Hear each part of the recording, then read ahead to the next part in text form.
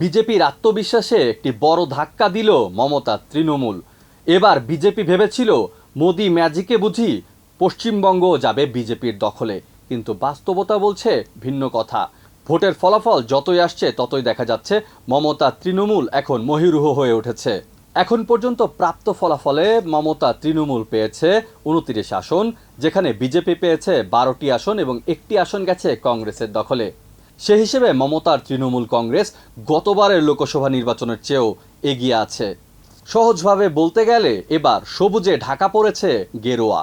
ভোটের ফলাফলে দেখা যাচ্ছে তৃণমূলের তারকা নেতা নেত্রীরাও এগিয়ে আছেন ভোটের ফলাফলে।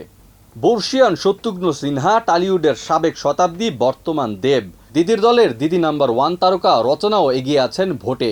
এই তারকাদের মধ্যে নবীন সায়নীও কম যাননি, তিনিও ভোটের ব্যবধানে এগিয়ে আছেন বিজেপি প্রার্থীর চেয়ে।